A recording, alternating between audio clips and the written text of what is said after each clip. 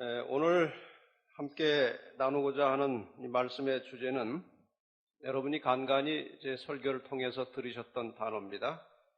재림 나그네라고 하는 제목으로 말씀을 준비했습니다. 생소한 말은 아니지만 오늘 이 단어를 집중적으로 좀 생각하면서 함께 말씀의 은혜를 나누고자 합니다. 나그네라고 하는 말과 비슷한 말이 또 하나 있죠. 비슷하지만 뜻이 다른 말, 떠돌이라고 하는 말이 있습니다. 비슷하지만 차이가 있습니다. 무슨 차이입니까? 나그네는 목적지가 있는 사람을 나그네라고 하고, 목적지 없이 떠돌아다니는 사람을 떠돌이라고 합니다. 이 나그네라고 하는 말을 이제 생각하다 보니까 어린 시절에 들었던, 지금도 어리지만요, 더 어린 시절에 들었던 대중가요가 하나 생각납니다. 근데 그 어릴 때 들었던 이 내용은 잘 잊어버리질 않아요, 이상하게. 배우려고 한 것도 아닌데 하도 자주 흘러나오는 그 가요라 머릿속에 정확한지는 모르겠습니다만 대강 이런 노래입니다. 인생은 나그네 길, 어디서 왔다가 어디로 가는가. 구름이 흘러가듯 떠돌다 가는 길에 정일랑 두지 말자, 미련일랑 두지 말자. 인생은 나그네 길, 어디서 왔다가 어디로 가는가. 정확하게 외워졌습니까? 잘 모르겠습니다. 어쨌든 이런 노래입니다. 근데 이 노래의 핵심은 어디로 가는지 잘 모르겠다는 것입니다. 그렇다면 어디로 가는지 잘 모른다면 그것은 나그네 길이 아니고 떠돌이 길입니다. 나그네는 어디로 가야 하는지 길을 알고 목적지가 있습니다. 성경에는 하나님의 백성들에 대해서 나그네라고 하는 말을 자주 사용하고 있습니다. 하나님의 백성들은 그들이 가야 할, 도착해야 할 분명한 목적지가 있습니다. 오늘 본문의 말씀 역대상 29장 15절, 주 앞에서는 우리가 우리 열조와 다름이 없이 나그네와 우고한 자라. 세상에 있는 날이 그림자 같아서 머무름이 없나이다. 이 말씀은 어떤 배경에서 나온 것인가 하면 다윗이 이제 하나님의 성전을 건축하기 위해서 백성들에게 성전 건축 위한 헌물을 이제 가져오도록 명했습니다. 그런데 이 백성들이 하나님의 성전을 사모하고 사랑하여 얼마나 많이 가져왔는지 그 성전을 충분히 짓고도 남을 만큼 가져와서 나중에는 그만 가져오라고 할 정도로 많이 가져왔습니다. 이때 다윗이 너무 기뻐서 한 말이 바로 역대상 29장 14절입니다. 나와 나의 백성이 무엇이관대 이처럼 즐거운 마음으로 드릴 힘이 있었나이까. 모든 것이 주께로 말미암아 싸우니 우리가 주의 손에서 받은 것으로 주께 드렸을 뿐이니이다. 그 다음에 15절이 나옵니다. 주 앞에서는 우리가 우리 열조와 다름이 없이 나그네와 우고한 자라. 이 우고한 자라고 하는 것은 임시 거주자를 말하는 것입니다. 우리는 이 땅에서 나그네처럼 살아가는 임시 거주자라 그 말입니다. 세상에 있는 날이 그림자 같아서 머무름이 없나이다. 이런 배경에서 다윗이 이 말을 한 것입니다. 나그네라고 하는 것은 사람이 스스로 자신을 가리켜서 한 말이 아니고 하나님이 그 백성들에게 주신 사상입니다. 레위기 25장 23절을 보겠습니다. 여기 하나님께서 이스라엘 백성들의 토지 관리 제도에 대하여 설명하십니다. 명령하십니다. 토지를 영영히 팔지 말 것은 토지는 다 내 것임이라. 너희는 나그네요 우고하는 자로서 나와 함께 있느니라. 이 토지라고 하는 말을 한마디로 하면 무엇입니까? 땅입니다. 땅. 사람들이 땅 좋아하지요? 땅을 영영히 팔지 말 것은 땅은 다 내 것임이라. 하나님께서 말씀하시기를 땅은 다 내 것이다. 그래서 이스라엘 백성들이 가나안에 들어가서 땅을 분배받았을 때 하나의 법칙이 있었는데 땅을 팔지 말라는 것입니다. 그러나 사람이기 때문에 살다 보면 가정에 갑자기 우환이 있을 수도 있고 또 사고가 나서 부득이하게 가진 재산을 다른 사람에게 넘길 수밖에 없는 상황이 올 때가 있습니다. 그래서 그것을 하나님께서 미리 내다보시고 혹시 부득이한 사정으로 남의 땅을 잡았으면 50년째 되는 해에는 그 땅을 원주인에게로 돌려주라고 했습니다. 무상으로 돌려주라는 것입니다. 돈을 주고 혹시 어떤 대가로 받았을지라도 50년째 되는 해는 무상으로 다 원주인에게 돌리라는 제도가 만들어졌습니다. 제가 이 말씀을 읽고 그 다음에 오늘날 우리의 상황을 좀 생각해 봤습니다. 토지 매매가 이제 상당히 성행하고 있는데 이 땅을 팔고 사는 일을 누가 제일 먼저 시작했을까? 여러분 한번 생각해 보셨습니까? 지금 여러분이 땅을 한 조각, 두 조각, 세 조각씩 가지고 계신 분도 있고 또 반 조각도 없는 분도 있고 사람마다 다 차이가 있습니다만 처음에 그 땅을 팔아 넘긴 사람이 누구였을까? 자, 그 처음에 땅을 팔아 넘긴 사람이 원래 자기 땅이 있었습니까? 없었습니까? 없었습니다. 하나님의 땅에 자기 마음대로 경계를 정해가지고 요건 내 것이다. 정해서 가지고 살다가 농사도 짓고 이렇게 살다가 그 다음에 누군가에게 대가를 받고 팔았습니다. 그 대가를 주고 산 사람은 그 다음에 팔 때는 조금 더 남겨가지고 또 팔았습니다. 팔고 사고 팔고 사고 하다 보니까 땅값이 얼마나 비싸졌는지 몰라요. 자, 이러한 원리로 볼 때 처음 땅을 판 사람은 자기 재산을 판 것이 아니고 하나님의 재산을 자기 마음대로 취해서 팔아먹은 것입니다. 그 다음부터 땅을 산 사람들은 본이건 본이 아니건 간에 작물을 취득한 것입니다. 사회적으로 말하면 훔친 물건을 산 사람은 범죄자입니다. 그렇다고 해서 지금 땅 가지고 계신 분들 다 회개하라는 말은 절대로 아닙니다. 그렇게 또 비약해서 생각하시지 마시고 어쨌든 따지고 보면 그렇다는 이야기입니다. 그러나 우리가 재산이 있든 없든 땅이 있든 없든지 간에 우리가 반드시 알고 있어야 할 것은 지금 우리가 소유하고 있는 재산, 우리의 모든 소유물이 영원히 우리의 것이 아니라는 것입니다. 그리고 이 세상은 우리가 영원히 살 장소가 아니고 우리는 그저 이 세상을 스쳐 지나가는 나그네요.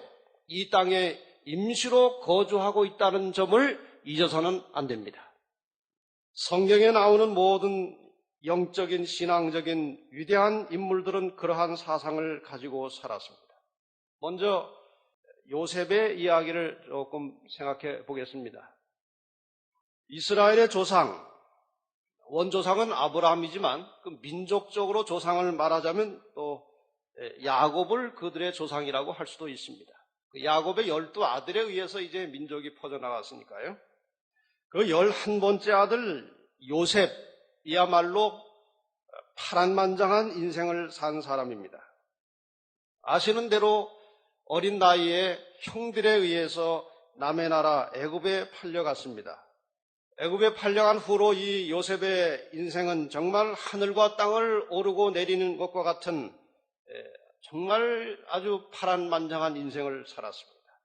처음에는 애굽의 보디발 장군 집에 머슴으로 들어갔다가 거기서 하나님을 믿는 신실한 신앙심을 가지고 아주 성실하게 열심히 일한 결과 그 가정의 모든 재산을 다스리고 사람을 다스리는 그 보디발 장군의 아내만 제외한 모든 사람과 모든 재산을 관리하고 다스리는 총무가 되었습니다.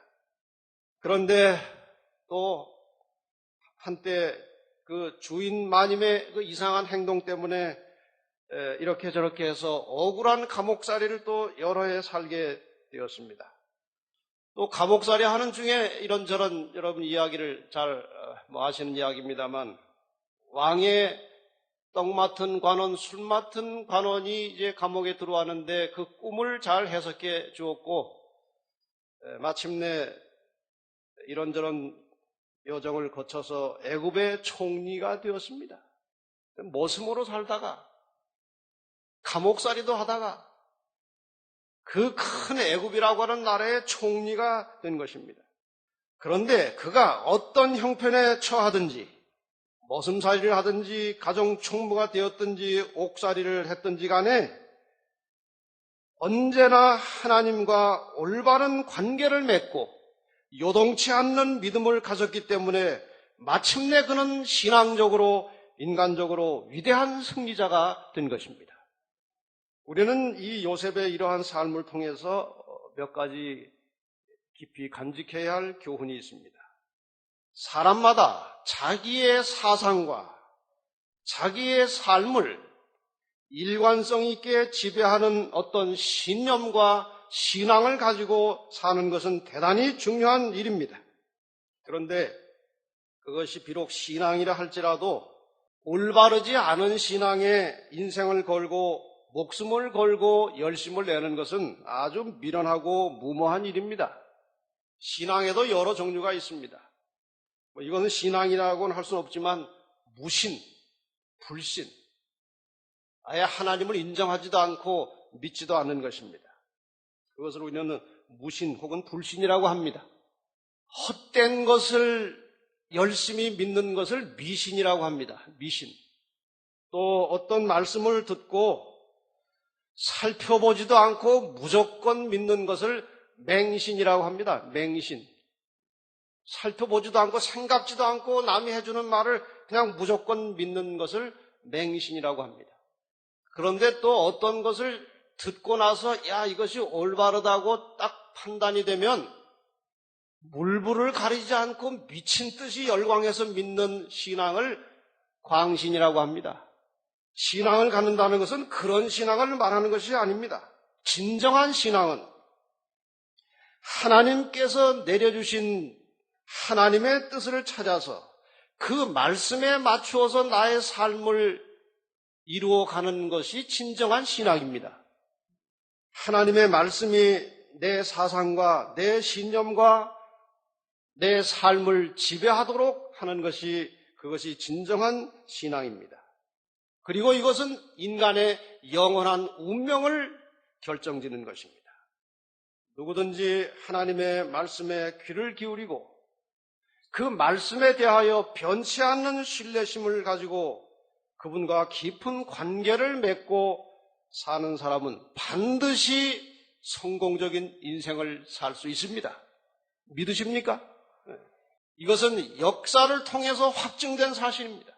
누구든지 하나님의 말씀을 바르게 믿고 그 믿는 바를 따라서 성실하게 정직하게 살면 그 인생은 반드시 성공하는 것입니다. 그런데 대개 사람은 성공한 후에 본심이 드러납니다. 아주 어렵게 살다가 아주 열심히 일하고 아주 근실하게 활동을 하고 정직하게 살면서 결국 성공한 사람, 그런 사람도 하나님에 대한 깊은 신뢰와 그 말씀이 그의 삶을 지배하는 것이 몸에 배어있지 않으면 자기도 모르는 사이에 교만심과 허영심과 또 인간이 고유하게 가지고 있는 쾌락적 성향이 나타나서 마침내 성공한 모습에 먹칠을 하는 것입니다. 심지어는 그렇게 지혜가 충만했던 솔로몬도, 그렇게 영리하고 믿음이 좋았던 다윗도, 초기에 그렇게 겸손했던 사울도 그들이 왕이 된 후에 쓰디쓴 실패를 경험했습니다. 그런데 요셉은 성공한 후에도 불변의 신앙심을 가졌습니다. 이것이 요셉의 훌륭한 점이에요.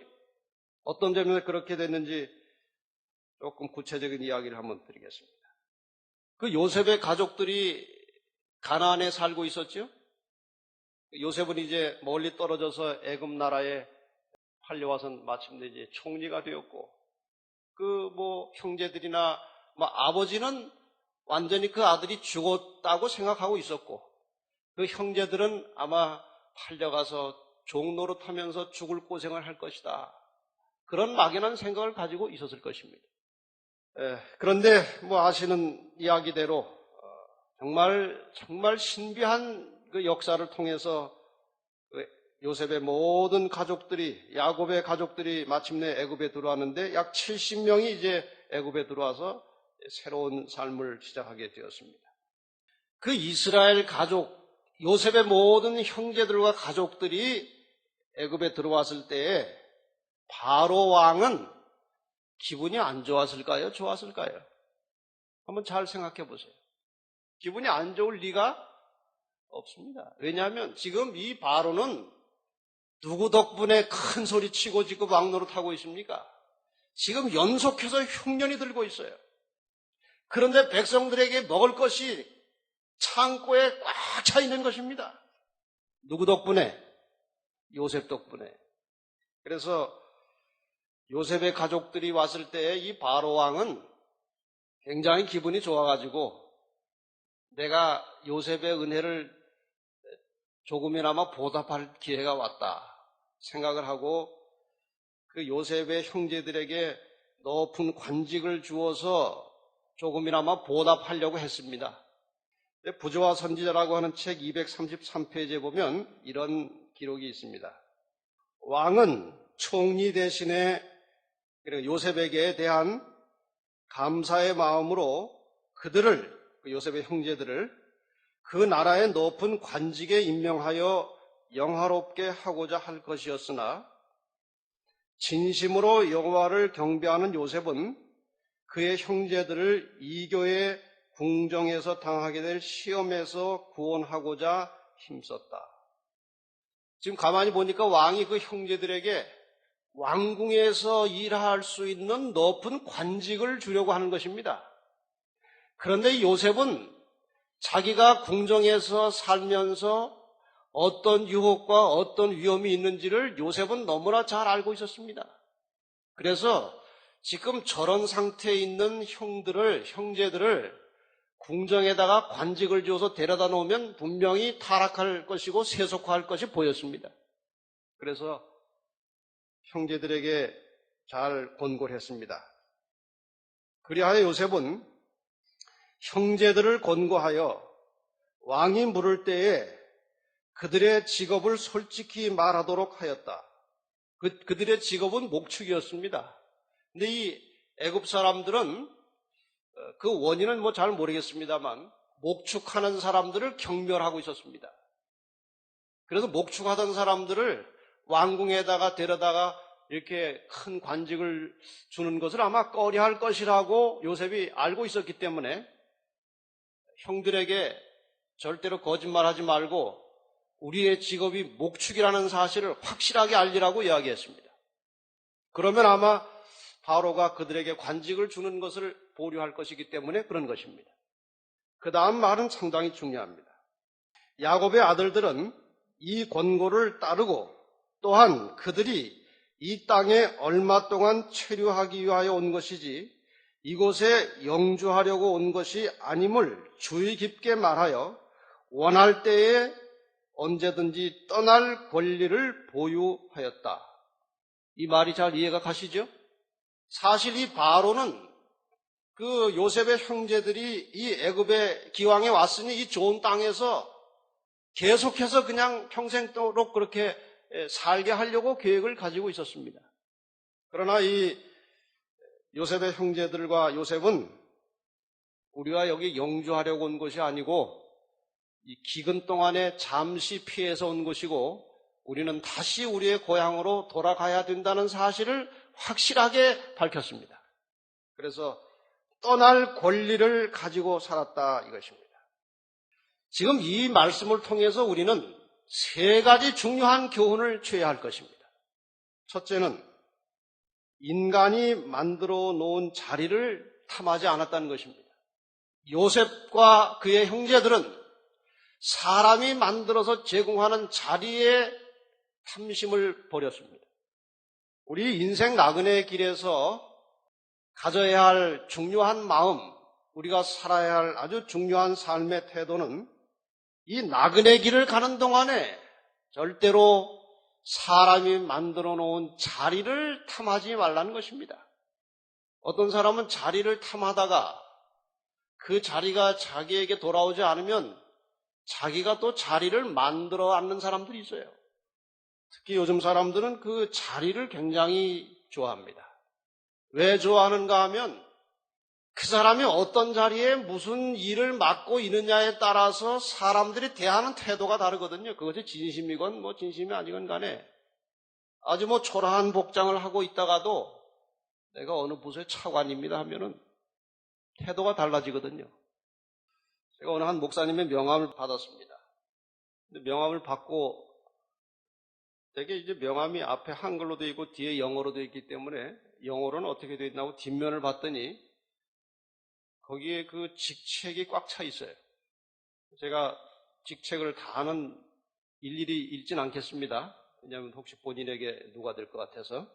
어쨌든 모 신문 발행인 겸 이사장, 모 부흥사 선교협의회 대표 회장, 모 총무단 협의회 부회장, 모 사랑교단 교류 모임 회장, 모 노인복지 선교협의회 상임회장, 모 한국성전건축선교회 상임총무, 모 개혁진리총회 총무, 모 교회 담임목사. 한 사람인데 현직으로 8개의 자리에 앉아 있어요. 이것이 오늘날 대부분의 사람들이 추구하고 있는 삶의 경향입니다. 그러나 요셉은 인간이 만드는 자리를 탐하지 않았습니다. 그리고 요셉은 신앙의 순결을 지키는 것을 삶의 최우선순위에 두었습니다. 여러분이 진정으로 우리가 진심으로 하늘을 향해서 재림을 향해서 행진하고 있는 재림 나그네들이라면 이와 같은 정신을 가지고 사시기를 바랍니다. 나그네들이 어디고 오래 앉아 있어 봐야 뭘 하겠습니까? 그 자리에 집착하고 거기에 눌러 앉아 있어 봐야 결론은 뻔한 것입니다. 그렇지 않습니까? 신앙의 순결을 지키는 데 방해가 되는 것은 단호하게 거절했습니다. 이것이 재림 나그네들의 삶의 철학입니다. 비슷한 이야기지만 마지막 부분에 보면 애굽에 영주권 갖는데 욕심을 부리지 않았습니다. 이 당시 애굽은 오늘날로 말하면 거의 미국과 같은 수준입니다. 그렇다고 해서 제가 미국 영주권 가진 분들에게 뭐라고 하는 것은 절대로 아닙니다. 어쨌든 이 요셉과 그의 형제들은 그들에게 편안함과 안락함을 제공하고자 하는 애굽 땅에 영원히 거주하고자 하는 생각을 갖지 않았다는 것입니다. 우리도 정말 진정한 재림신앙인들이라면 이 땅에 마치 영원히 살 것처럼 여기에 애착을 두고 여기에 투자하고 여기에 사업을 번영하는 일을 포기하고 하늘에 합당한 품성을 개발하는 일에 전심전력 하시게 되기를 바랍니다. 그래서 재림 나그네들은 언제라도 이 땅을 떠날 준비를 하고 사는 것입니다. 언제 어느 시에 내가 이 땅을 떠날지라도 억울하지 않도록 준비하시기 바랍니다. 언제 어느 시에 내 목숨이 끊어질지라도 다른 사람에게 누가 되지 않은 채 가도록 항상 주변을 정리하고 사시기를 바랍니다. 이런 의미에서 재림 나그네들은 모든 주변 사람들과 평화한 관계를 가지고 사는 것입니다. 거리낌이 없이 살아야 되는 것입니다.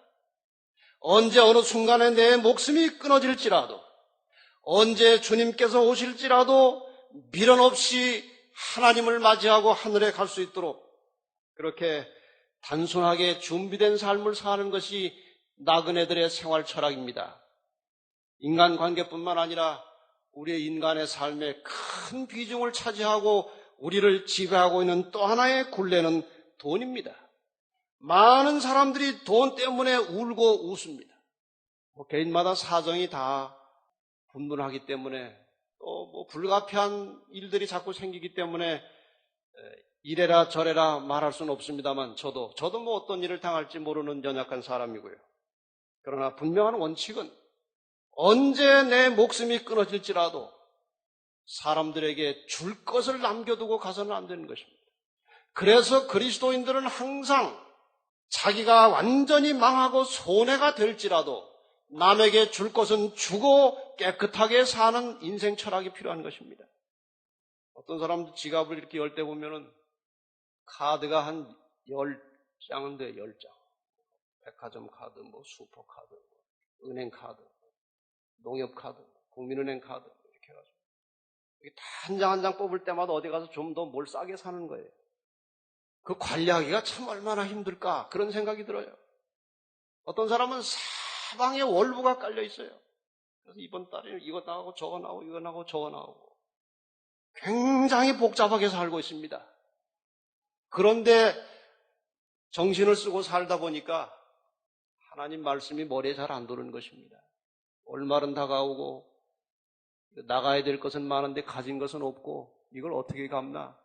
그런 마음으로 교회 와서 앉아 있으면 아무리 귀한 말씀을 드려도 그 말씀이 소화가 안 됩니다. 재림 나그네들은 인간관계와 돈 관계를 언제나 깨끗하게 정리하고 언제라도 하늘로 출발할 준비를 하고 사는 것이 나그네 인생입니다. 얼마나 멋있어요.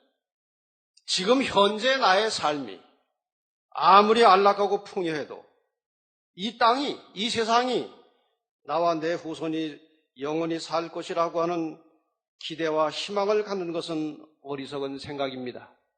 시편 2편 1절로 4절 말씀을 보겠습니다. 어찌하여 열방이 분노하며 민족들이 허사를 경영하는고 세상의 군왕들이 나서며 관원들이 서로 꾀하여 여호와와 그 기름 받은 자를 대적하며 우리가 그 맨 것을 끊고 그 결박을 벗어버리자 하도다. 하나님하고 좀 끊어버리고 살자, 그렇게 한다는 것입니다. 하늘에 계신 자가 웃으시며 주께서 저희를 비웃으시로다. 여러분, 지금 우리가 살아가고 있는 이 삶의 모습을 높이서 보면 그 아이들 말로 참 웃기는 일이 많습니다. 그거 별것 아닌 것을 가지고 그냥 괜히 신경을 쓰고 하나님께서 보실 때 너 예수 믿고 믿음 가졌다고 하면서 너 지금 뭐 하는 거냐? 아니 네가 내 이름 믿고 사는 데가 그렇게 살아야 되겠냐? 참 우습고 한심한 일을 우리가 서로 많이 하고 삽니다. 좀 더 진지한 마음으로 하나님의 뜻을 살펴서 거기에 맞는 삶을 통해서 정말 마음속에 깊은 그치지 않는 기쁨의 생수를 경험하시기를 바랍니다. 그래서 이제 마지막으로 이러한 재림 나그네들이 잊지 말고 살아가야 할 생활 신조 3가지만 간단하게 정리해서 드리고 마치겠습니다. 오늘 우리가 믿고 있는 하나님이 바로 요셉이 믿고 있던 그 하나님이십니다. 그렇습니까? 그래서 오늘 우리도 요셉과 같은 신앙으로, 요셉과 같은 믿음으로, 요셉과 같은 사상으로 얼마든지 살아갈 수 있는 것입니다. 이렇게 살려고 하는 사람들은 첫째로 두려워하지 말라는 것입니다. 여러분, 사람에게 가장 큰 두려움이 무엇입니까? 뭐가 제일 두렵습니까? 밥기니 끊어지는 것입니까? 그럼 밥기니 끊어지다 보면은 어떻게 됩니까? 죽어요. 이 사람이 가지고 있는 모든 공포와 두려움의 근본에는 죽음에 대한 두려움을 가지고 있는 것입니다. 결국 모든 두려움과 공포의 근원은 죽음이라고 하는 것입니다. 죽음보다 더 큰 두려움이 있습니까? 그리스도인은 죽음을 초월하여 부활의 확신을 가지고 사는 사람들입니다. 죽음을 겁내지 않을 수 있는 사람들이 바로 부활의 신앙을 가진 그리스도인들입니다. 그렇다면 세상에 두려워할 것이 없는 것입니다. 우리 그리스도인은 진심으로 하나님을 의지하고 믿고 산다면 세상에 두려워할 것이 아무것도 없습니다. 마가복음 13장 7절에 보면 예수님께서 난리와 난리 소문을 들을 때에 두려워 말라.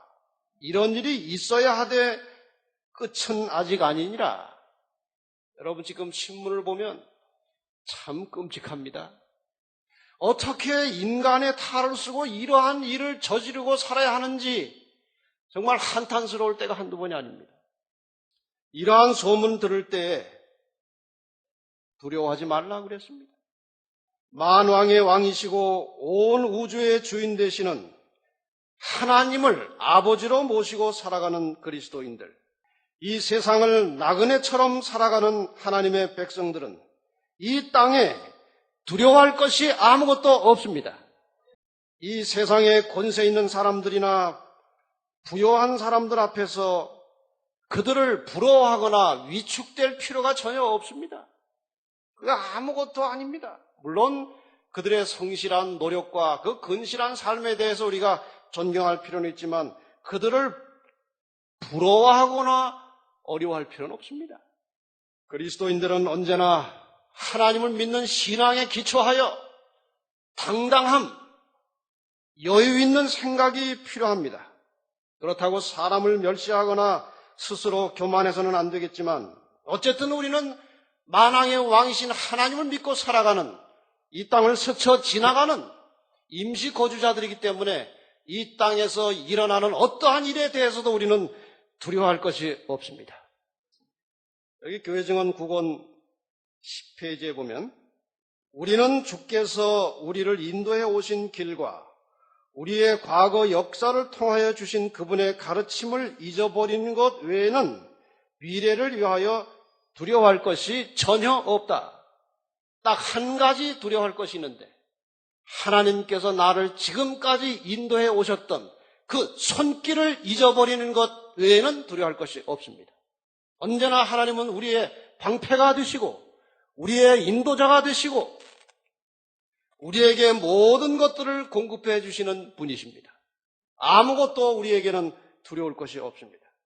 그래서 이 말씀과 연관해서 우리 재림 나그네가 가져야 할 모습, 세 단어는 당당함, 여유, 그리고 겸손한 것입니다.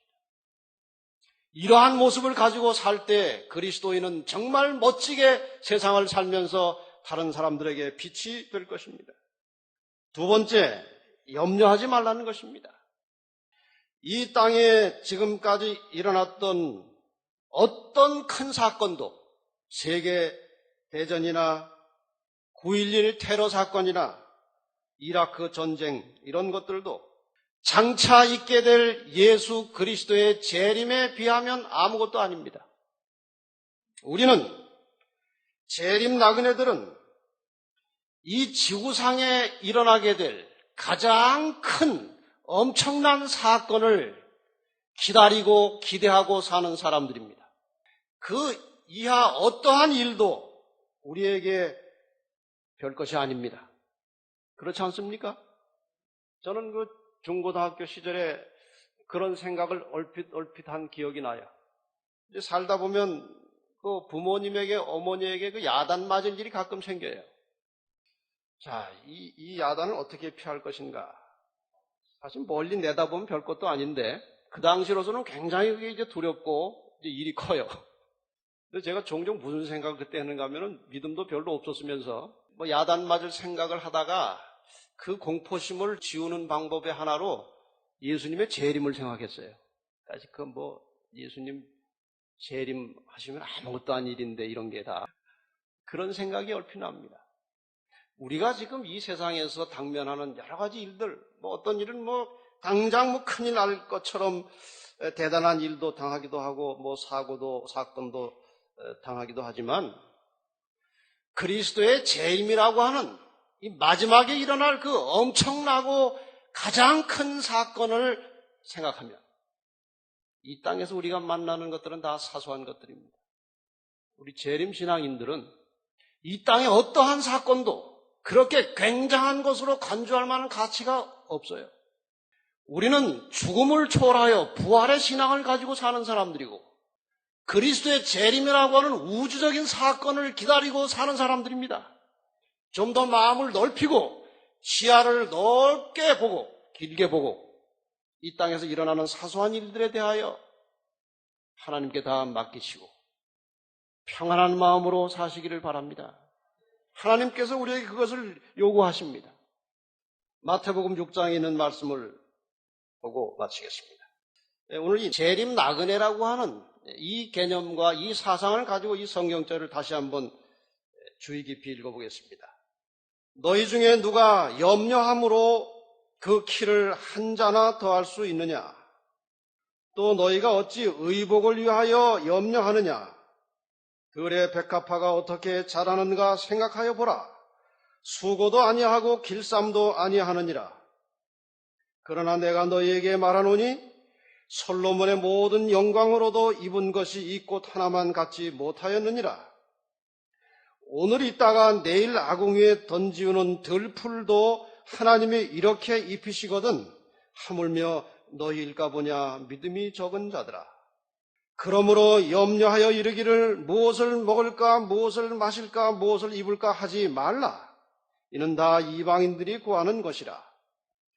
너희 천부께서 이 모든 것이 너희에게 있어야 할 줄을 아시느니라. 너희는 먼저 그의 나라와 그의 의를 구하라. 그리하면 이 모든 것을 너희에게 더하시리라.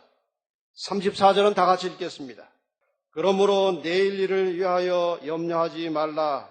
내일 일은 내일 염려할 것이요 한날 괴로움은 그날에 족하니라. 이게 얼마나 멋있는 삶의 철학입니까? 모든 하나님의 백성들이 이러한 사상과 이러한 생각을 가지고 살기를 하나님은 기대하고 계십니다. 그래서 끝으로 세 번째는 욕심을 부리지 말자는 것입니다. 첫째는 두려워하지 말라. 두 번째는 염려하지 말라. 세 번째는 욕심을 부리지 말라. 모든 인간의 죄와 불행은 욕심에서 시작됩니다. 야고보 1장 15절에 보면 욕심이 잉태한 즉 죄를 낳고 죄가 장성한 즉 사망을 낳느니라. 우리 인간이 겪게 되는 수많은 불행과 고통은 욕심에서 오는 것입니다. 여행을 많이 다녀본 사람들은 가방이 작습니다. 여행을 처음 다니는 사람은 이만한 가방을 2개씩 들고 다녀요. 이것도 필요하고 저것도 필요하고 걱정이 많아가지고 그 나라에 가면 이거 없을까 봐. 가보면 거기 다 있어요. 또 한국보다 비쌀까 봐 이만큼씩 뭘 사들고 돌아다니는데 가면은 더 싼 게 더 많이 다 있어요. 그리고 경험이 없는 사람들은 이만한 보따리를 2개씩 들고 다니는데 경험이 많은 사람은 간단한 거 하나 둘러 메고 다닙니다. 하늘을 향해서 가고 있는 재림 나그네들은 빌립보 3장 20절의 말씀대로 하늘의 시민권을 가지고 이 땅을 사는 사람들은 간단한 짐보따리를 들고 다닐 수 있습니다. 모든 얽매기 쉬운 것들, 우리를 억누르는 것들 다 벗어버리고 하늘에 필요한 필수적인 것들만 잘 간추려서 간편하게 사시는 당당함을 가지고 여유를 가지고 겸손한 모습으로 사시면서 승리자가 되시기를 바랍니다. 하나님의 말씀 안에서 성공하는 진정한 그리스도인들이 되시기를 바라면서 말씀을 마치겠습니다.